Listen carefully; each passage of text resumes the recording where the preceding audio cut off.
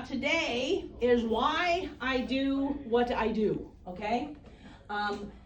Which is absolutely key into true change, true transformation. Because behavior modification only works for a season, and then you go back to doing what you always did because there was a reason you did it.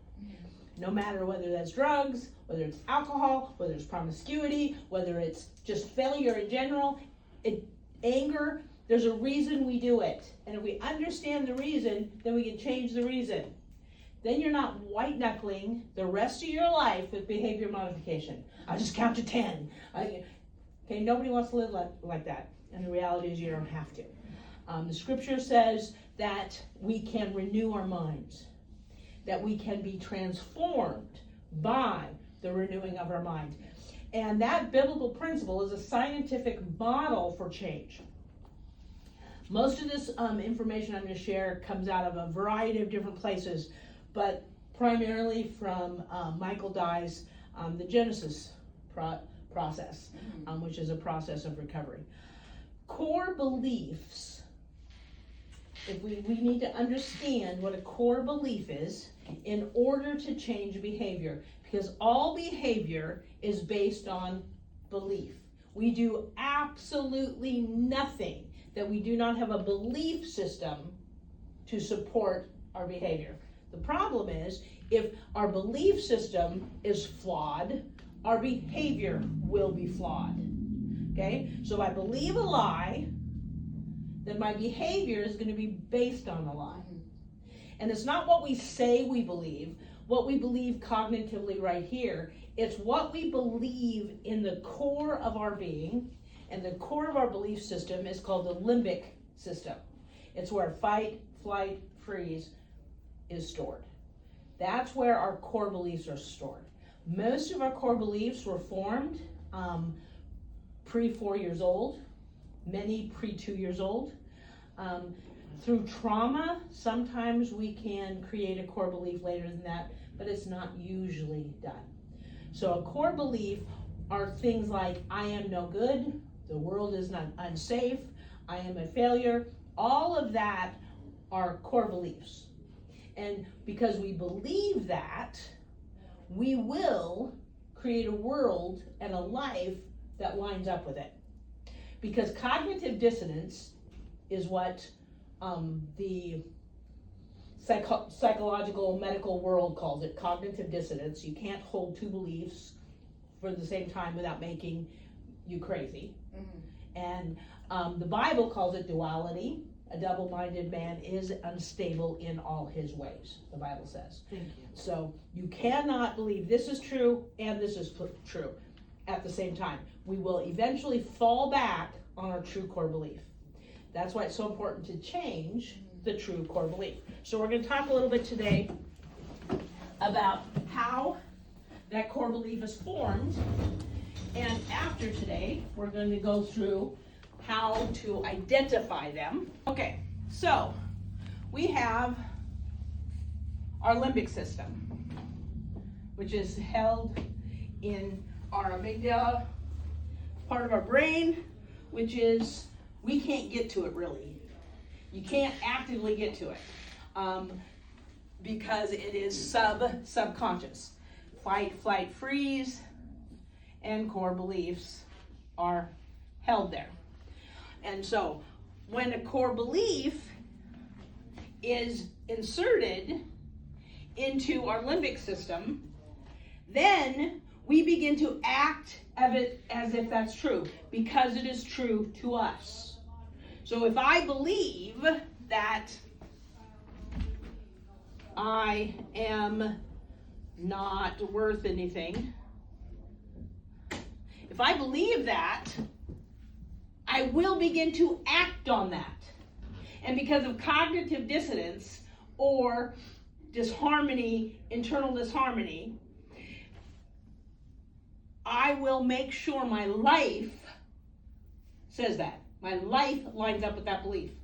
Because it is more uncomfortable to hold two beliefs, because we can't do it, than it is to make sure my life lines up with my core belief. So, where does that core belief come from? Okay, let's talk about Susie. We talk about Susie and Johnny, okay? This is Susie.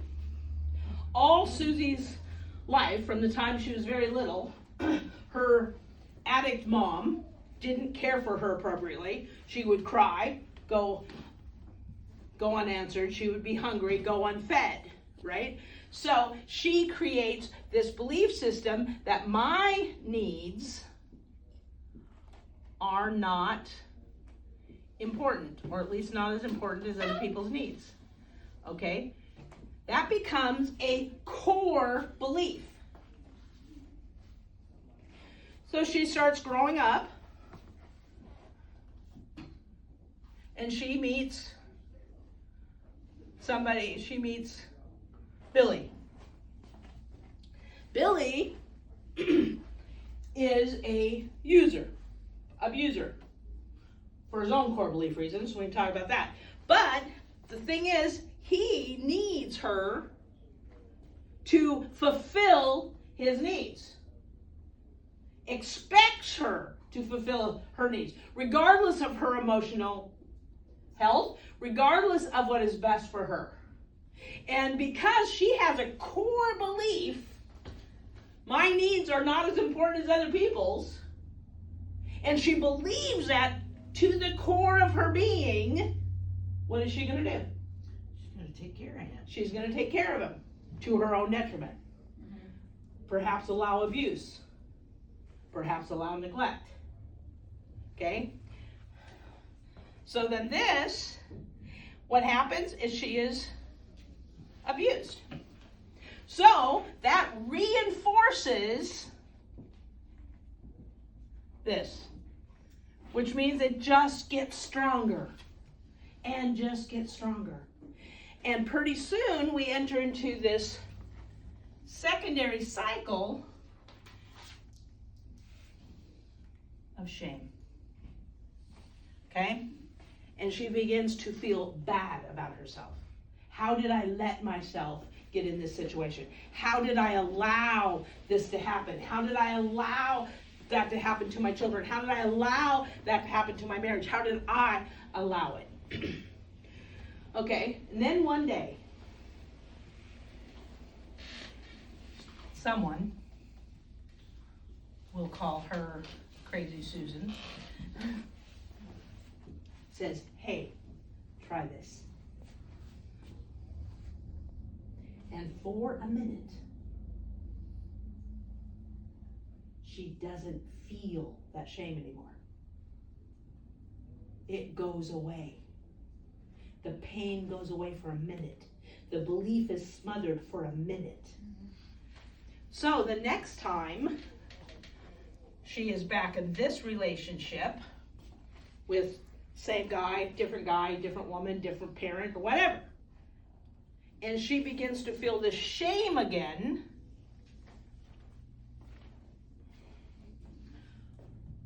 her body starts saying, what made that go away? What made that go away? What made that go away?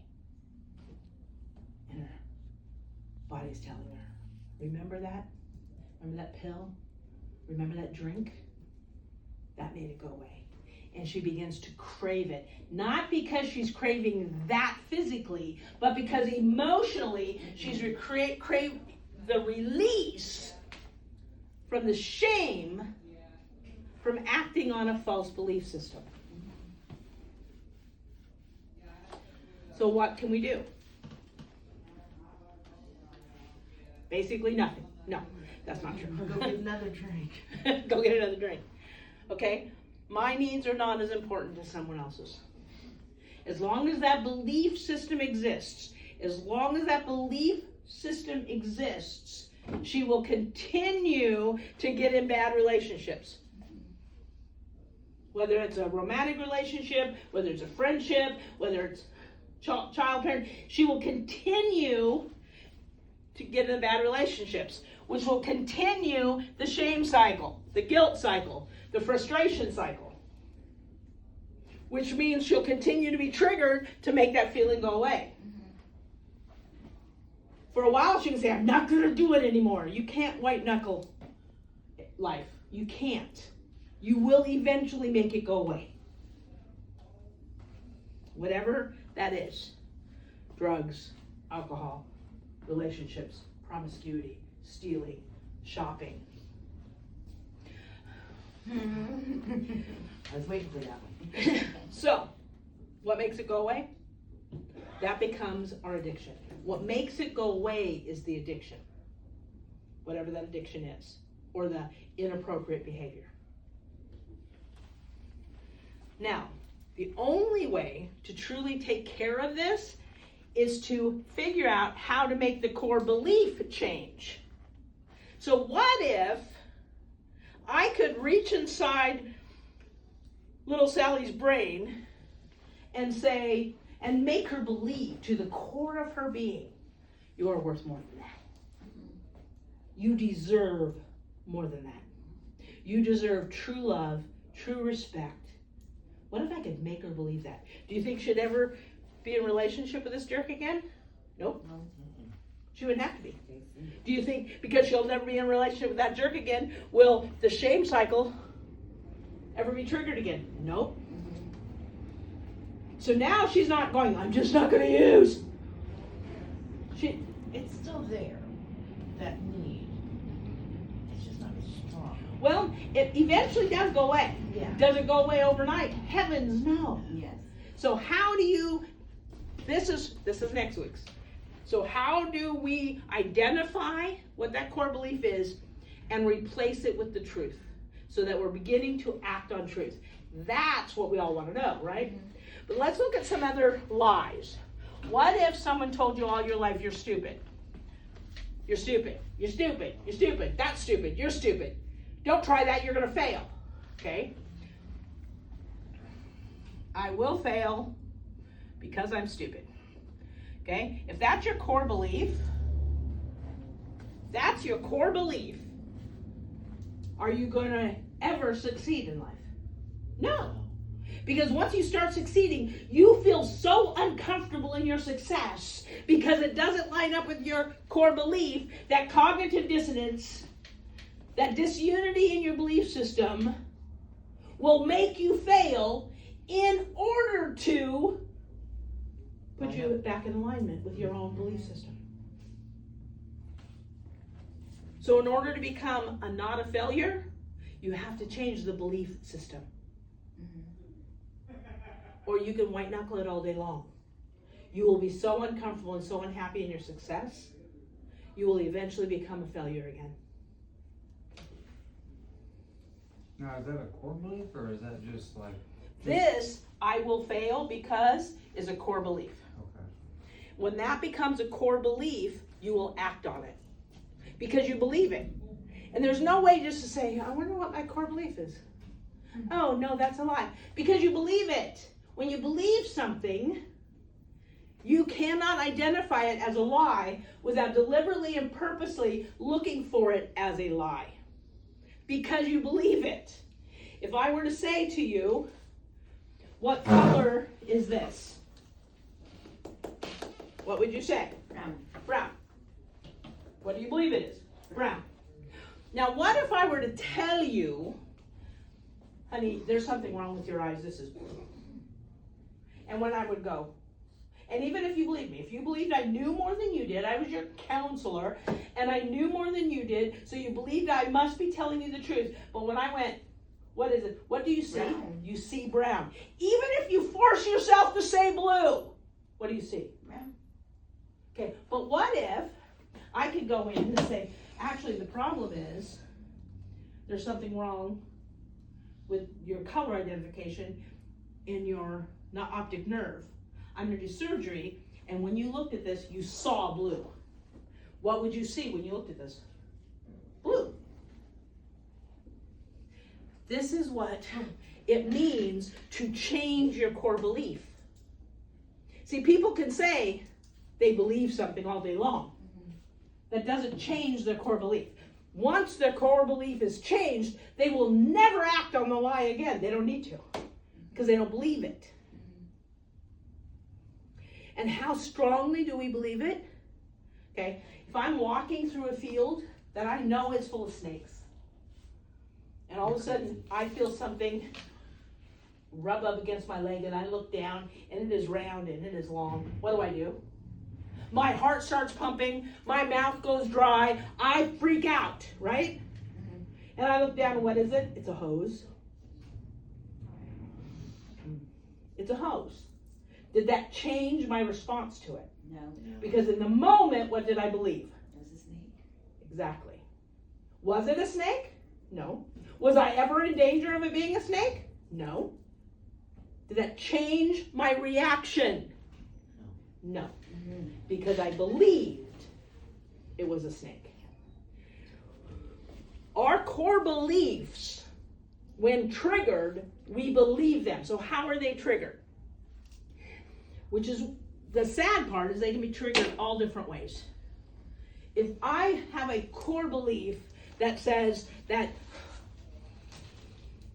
everybody thinks I'm stupid. Everybody thinks I'm stupid. Not just I am stupid, everybody thinks I'm stupid. So when my boss asks me a very basic question, did you get this done today? What's my core belief? What is my response going to be? It's a snake. They think I'm stupid.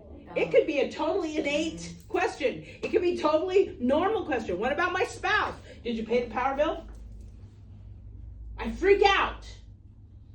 Why? It was a neutral question. It was just a question. It wasn't. It was a neutral question. Accusatory. It was just a neutral. It was neutral. That's right. The action, the trigger was neutral, but it triggered my core belief, which then made me respond in such a way that I do something stupid, and I then end up starting the shame cycle. Because in retrospect, I can say I should never have said that. I should never have done that. Anger is a huge one that way. Okay? You will fail, you'll be a failure, you're stupid. So, this happens, but little bit. So, but what happens when this little bitty, this is Johnny,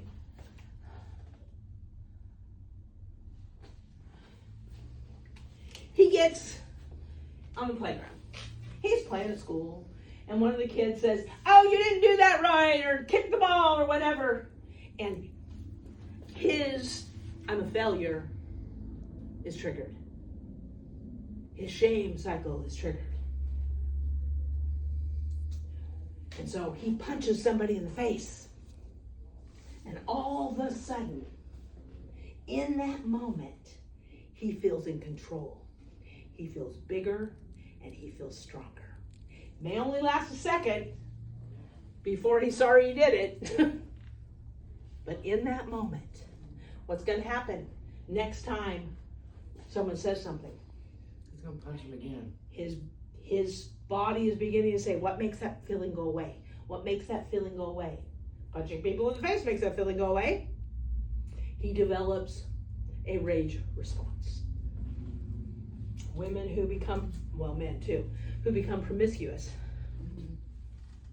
What makes that go away? Getting into a new relationship. Just for a minute, the thrill of sex with a stranger makes it go away for a minute.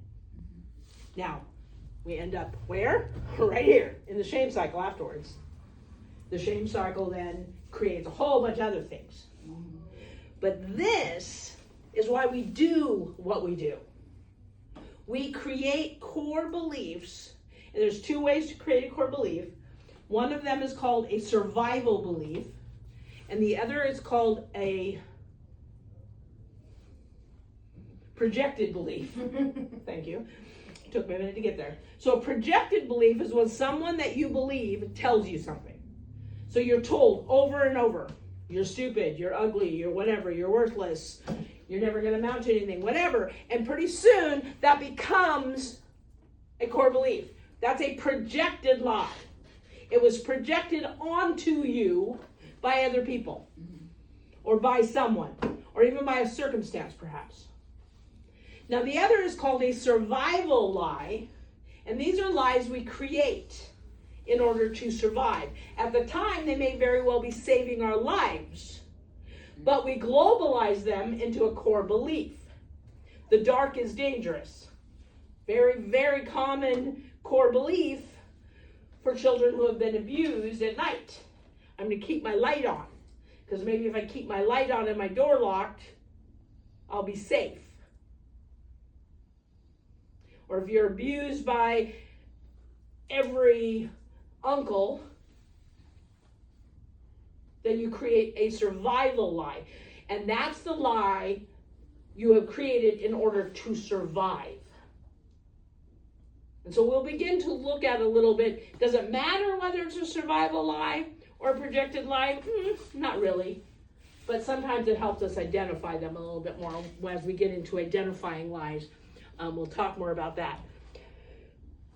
But where do the lies come from? And then where does the bad behavior fit in? Because the bad behavior isn't the lie. The bad behavior is the behavior that results because of the lie. Okay? Because I believe this, I act like this, which then throws me into a shame, guilt, or remorse cycle. So what happens if I no longer believe that? If I no longer believe that, the behavior becomes unnecessary. Once I know and believe that it is not a field of snakes, it is a freaking irrigation field, and there are hoses, I don't jump, I don't run, I don't have anxiety anymore. Because I no longer believe that I'm in danger. I no longer believe the lie. So how do we locate our belief system? That's what we're going to talk about next week. How do we locate our belief system? Our belief system is located by bad behavior. We have to go backwards, okay? The belief is over here. Belief actually drove the bad behavior, but we can't just go, where's the belief? It doesn't work that way. We can't find it because we believe it. And when you believe something, you don't believe it's a lie until it's proven to be a lie. The proof that's a lie is it creates bad behavior. Truth does not create bad behavior. Okay? So, I believe this. I feel. I act. I feel. I act. And eventually, I'm going to get to believe. So, I do something. I'm mad. I punch someone in the face. What did you feel before you did that? Anger. No, you didn't. What did you feel before the anger? Embarrassment. Shame. Belittled. Disrespected. Okay. So that is different than anger. Then we look, okay, anger is what I'm using to cover up the feeling I get from the core belief. See what I'm saying? If I feel like everybody thinks I'm stupid,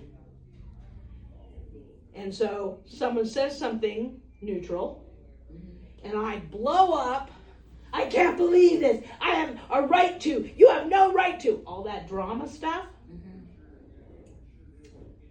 that's the same as anger, that drama stuff.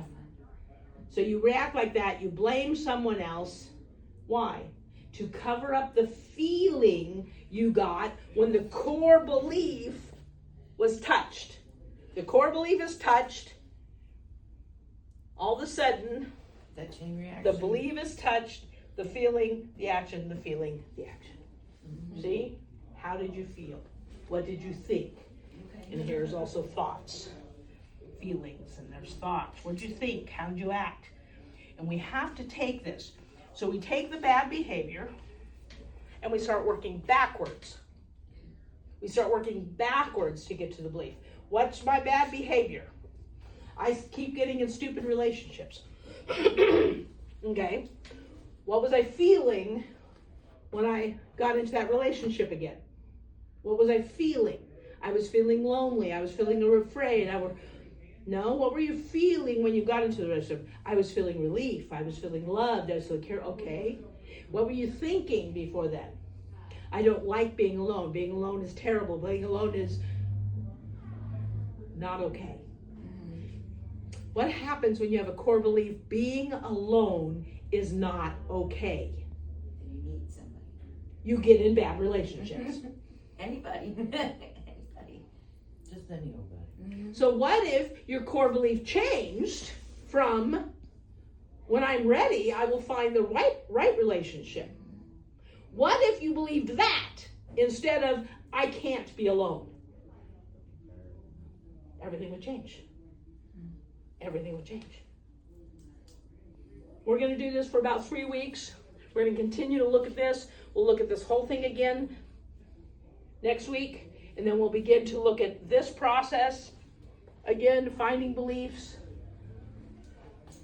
What are our beliefs? The reality is we don't have near as many core beliefs as we think we do, because core beliefs are just that. They're core, and they have roots, and they grow different things. So I can have one major core belief.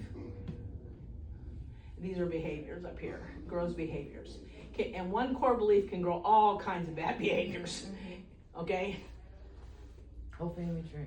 A whole family tree. So the problem is we want to cut off the bad behavior. The core belief doesn't go away, which means a new behavior will just sprout up, which is why people end up with translated or transmigrated addiction or behaviors, bad behaviors, because they're still acting on the core belief. They're just finding a new behavior. Okay? Once you get rid of the core belief, you no longer need the bad behavior. It just goes away. You don't have to fight all night to prove you're right. You don't have to fight all night to prove you're right. Exactly. The Bible calls this transformation through the renewing of your mind. Be ye transformed. What? Through the renewing of your mind. Know the truth, and the truth will set you free. That's what those scriptures mean. They don't mean something, ooh, something. One of the things you'll find about me is I don't like the esoteric crap.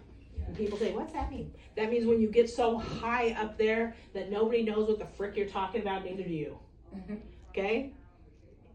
If you can't apply it to your life, it's not helping you. Okay? So get out of the sky. Let's look at the scripture and what it actually means. Be ye transformed. What? By the renewing of your mind. Satan is the father of all lies. He doesn't have to trick you into doing behavior. All he has to do is get you to believe one false thing and you'll destroy yourself. He can turn around and walk away. Every single time. So we're going to, like I said, look at this for about 3 weeks. If you know anybody who wants to join you in this class, we'll briefly go over this every single time and then move into the next section of it. And then from here, after about 3 weeks of this, we're going to start looking at behaviors like drama, like anger, like promiscuity, like bad relationships, like addiction, alcohol, meth, drugs. Because those are the bad behaviors we have to look at. So we can find the belief that's triggering them. So that we can rip that belief out by its roots, so we never are triggered for that to do that behavior again.